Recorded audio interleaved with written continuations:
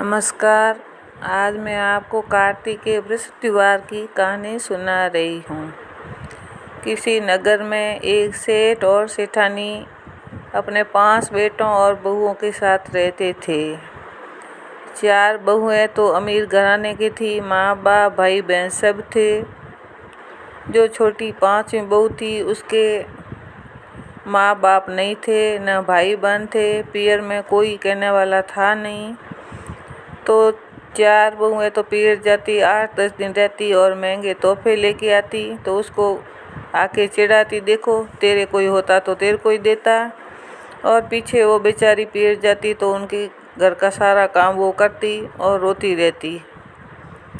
एक दिन वो पानी लेने के लिए पनघट पर गई।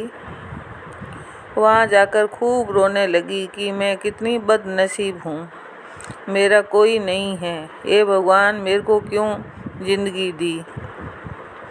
ऐसा कहकर वो खूब रो रही थी।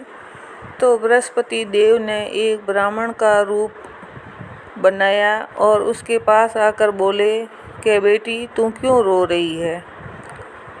तो वो 5वीं बहू उनके चरणों में गिरकर जोर जोर से रोती जाए और अपना दुखड़ा सुनाती जाए कि ये ब्राह्मण देवता, मैं कितनी बदनसीब हूँ कि मेरे पीहर में कोई नहीं है। कोई भी अगर मेरा भाई होता तो मेरे को भी 2 दिन के लिए पीहर ले जाता और मेरे को भी महंगे तोहफे देता, मेरा कोई नहीं है। ऐसा कर चरणों में गिरकर जोर जोर से रोने लगी। तब अचानक बृहस्पति देव प्रकट हो गए और बोले, बहना मैं तेरा भाई हूँ। तो वो 5वीं बहू बोली कि भगवान कभी भाई होते हैं क्या। तो भगवान बोले कि मैं तेरा मुंह बोला भाई हूँ। तो 5वीं बहू बोली, ऐसा कोई नहीं मानेंगे, मेरे सास ससुर को पता है कि इसका पीहर में कोई नहीं है। तो बृहस्पति देव बोले, बहना मैं शाम को 7 बजे तेरे को लेने के लिए आऊँगा, तू अब घर चली जा। तो वो 5वीं बहू खुशी खुशी घर गई और अपने सास ससुर और पति को बताया कि आज पनघट पर मेरा मुंह बोला भाई मिला था और वो अब मेरे को शाम को लेने के लिए आएगा। तो सास ससुर और उसका पति बोला, पहले तो तेरा कभी मुंह बोला भाई नहीं था, अब कहाँ से आया है। तो उसने कहा विदेश गया था, आज ही आया था, मेरे को पनघट पर मिला था और शाम को मेरे को लेने के लिए आएगा। तो उसके ससुर जी बोले, भाई ठीक है, शाम को आ जाएगा तो सब मिल लेंगे।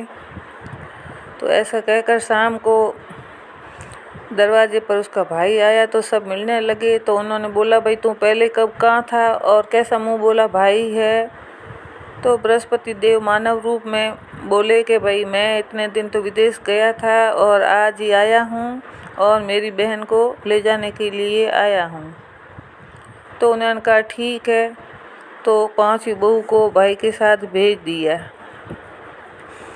तो 5वीं बहू गई तो वहाँ तो हीरे मोती सब थे। बृहस्पति देव और उनकी पत्नी मानव रूप में थे और बहन की खूब आवभगत सेवा की।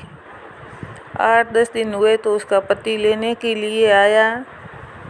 तो 5वीं बहू ने अपने भाई और भाभी से कहा, भाई अब मेरा पति मेरे को लेने आया, इसलिए मैं वापस जाऊंगी। तो बृहस्पति देव बोले कि बहना तुम तेरे भाभी के गले लगे खूब रोना और जब वो रोने का कारण पूछे तो उनको बोलना कि आपका 9 लखा हार दो। तो फिर भाभी के पास गई तो भाभी बोली कि तुम जाते वक्त तुम्हारे भैया के गले लग के रोना और वजह पूछे रोने का कारण तो बोलना कि आपके माथे का मुकुट दो। तो 5वीं बहू ने विदा होते समय भाई से मुकुट मांगा और भाभी से 9 लखा हार मांगा और उन्होंने सब दे के उनको विदा किया। तो बहू बहुत सारे हीरे ज्वार गहने कपड़े लेके घर आई। तो सास ससुर जेठ जेठानी सब देखते ही रह गए कि भाई इतना धन लेके आई है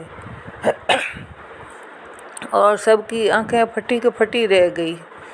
तो अब तो उसका मान बढ़ने लगा 5वीं बहू का, और वो अब कमरे से बाहर ही नहीं निकलती, ना कोई काम काज करती।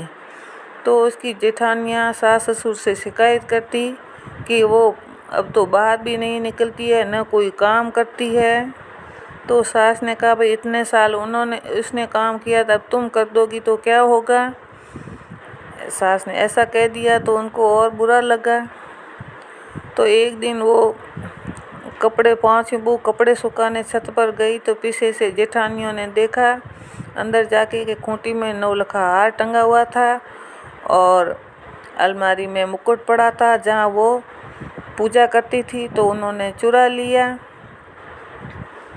तो वो वापस आके वो तो पूजा करने लगी, उसने न कोई चोरी का इल्ज़ाम लगाया न कोई शिकायत की।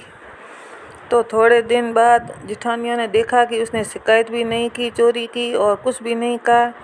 तो अंदर जाके देख दिए सब खूंटियों में हार ही हार टंगे हुए हैं और अलमारी पूरी मुकुटों से भरी पड़ी है, सोने के मुकुटों से। तो उन्होंने बहू से पूछा भाई ये क्या बात है। तब 5वीं बहू बोली वो तो बृहस्पति भगवान का मेरे ऊपर हाथ है, वो मेरे भाई भौजाई कोई नहीं थे, वो बृहस्पति भगवान ही थे जो मेरे भाई और भौजाई है। उन्होंने मेरे को नौलखा हार और ये मुकुट मैंने लिया था कि मैं उनको देकर भाई भौजाई की याद आ सके और उन्हीं की मैं पूजा करती हूँ और कोई भाई वगैरह नहीं है। हे बृहस्पति भगवान, छोटी बहू को दिया वैसा सबको देना, जो पढ़े उनको देना, जो सुने उनको देना, जो हुंकार भरे उनको देना। बोलो कार्तिक बृहस्पति देव की जय हो।